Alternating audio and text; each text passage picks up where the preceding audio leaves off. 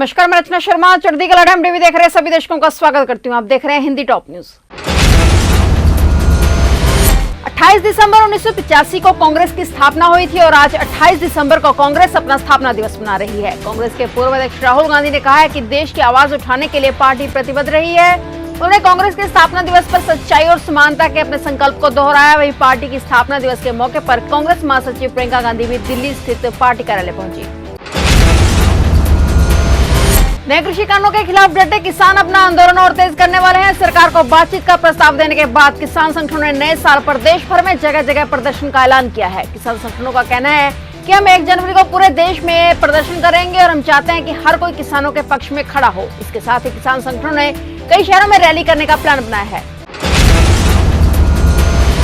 कृषि कानून को लेकर दिल्ली बीजेपी और आम आदमी पार्टी के बीच जोरदार घमासान मचा हुआ है। बीजेपी सांसद मनोज तिवारी ने कहा है कि कृषि कानूनों को लेकर केजरीवाल के संदेह को दूर करने के लिए हम तैयार हैं। उन्होंने कहा कि सीएम केजरीवाल के कृषि कानूनों के संदेह को दूर करने के लिए निमंत्रित किया गया था, लेकिन वो नहीं आए। दरअसल दिल्ली के मुख्यमंत्री अरविंद केजरीवाल कल सिंघू बॉर्डर पर आयोजित कार्यक्रम में शामिल होने गए थे और इस दौरान सीएम केजरीवाल ने कहा था कि केंद्र सरकार के तीनों काले कानूनों के खिलाफ किसानों की लड़ाई अब आर पार की हो चुकी है। सीएम केजरीवाल ने आगे कहा था कि अभी तक मुझे भाजपा का एक भी नेता नहीं मिला जो यह बता सके कि इस कानून से किसानों को क्या फायदा होगा। नई दिल्ली मेट्रो के सफर में आज एक और नई सौगात जुड़ गई है। प्रधानमंत्री नरेंद्र मोदी ने सोमवार को देश की पहली ड्राइवरलेस मेट्रो को हरी झंडी दिखाई। ड्राइवरलेस मेट्रो को हरी झंडी दिखाते हुए पीएम मोदी ने कहा कि देश में 2025 तक करीब 25 शहरों में मेट्रो चलाने का प्लान है।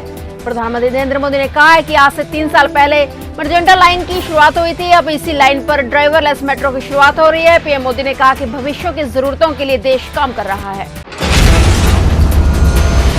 जम्मू कश्मीर पुलिस और भारतीय सेना ने संयुक्त रूप से कार्रवाई करते हुए जम्मू कश्मीर के पुंछ में पाकिस्तान की आतंकी साजिश को नाकाम कर दिया है। पाकिस्तानी आतंकी को पुंछ के मंदिर में ग्रेनेड से हमला करके दंगा भड़काने की साजिश को अंजाम देना चाहते थे। पुलिस और सेना ने संयुक्त कार्रवाई ने से इस साजिश को नाकाम करते हुए आतंकियों के 4 मददगारों को गिरफ्तार किया है। इनके पास से 6 ग्रेनेड, पाकिस्तानी झंडे और ग्रेनेड फेंकने में ट्रेनिंग का वीडियो समेत अन्य चीजें बरामद की गई हैं। भारतीय जनता पार्टी ने उत्तर प्रदेश में होने वाले पंचायत के चुनावों के लिए तैयारी शुरू कर दी है। आज यानी 28 दिसंबर से बीजेपी कार्यकर्ता मैदान में उतरे हैं। पार्टी का संगठन आज से मतदाताओं के नाम को मतदाता सूची में शामिल कराने का अभियान शुरू कर रही है। यह अभियान 3 जनवरी तक चलेगा और इसके बाद 4 जनवरी से बीजेपी जिला स्तर पर पूरे राज्य में कॉन्फ्रेंस आयोजित करेगी। इस दौरान पार्टी के बड़े नेता भी शामिल होंगे और साथ ही कई मंत्री भी इस कॉन्फ्रेंस में दिखेंगे। दिल्ली के उप मुख्यमंत्री मनीष सिसोदिया ने योगी सरकार को स्कूलों को लेकर चैलेंज किया। आम आदमी पार्टी के दिल्ली के विधायक अब स्कूल घूमकर उत्तर प्रदेश में अपनी राजनीतिक जमीन तलाश करने लगे हैं। दिल्ली में मॉडर्न टाउन के विधायक अखिलेश पति त्रिपाठी संत कबीर नगर में और स्कूल घूमते हुए दिखाई दिए, तो वहीं दिल्ली के एक और विधायक शरद चौहान प्रतापगढ़ के रानीगंज इलाके में एक दूसरे स्कूल में दिखाई दिए। वे गाँव पहुंचकर वहां के स्कूलों का जायजा ले रहे थे।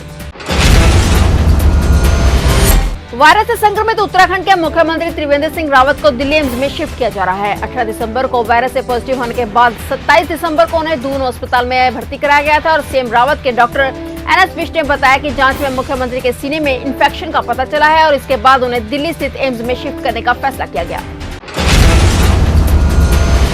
भारत में फिलहाल वायरस के नए मामलों में तेजी नहीं मिल रही है। पिछले 24 घंटे में वायरस के 20,021 नए मामले सामने आए, जबकि 279 लोगों की मौत हो गई। नए मामले सामने आने के बाद देश में अब तक संक्रमित मरीजों की कुल संख्या 1,02,07,871 हो गई है।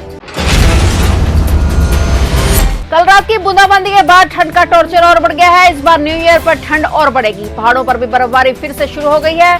मसूरी में मौसम की पहली बर्फबारी हुई तो वैष्णो देवी में भी बर्फ की फुहारें बरस रही हैं। पहाड़ी इलाकों में हो रही बर्फबारी के कारण मैदानी इलाकों में शीतलहर का प्रकोप तेज हो गया है। सर्दी और घने कोहरे के डबल अटैक के साथ राजधानी के लोगों की दिक्कत आज से और बढ़ गई है। फिलहाल टॉप न्यूज में इतना ही। तब तक के लिए देखते रहिए चढ़ती कला टाइम टीवी और मुझे दीजिए इजाजत। धन्यवाद।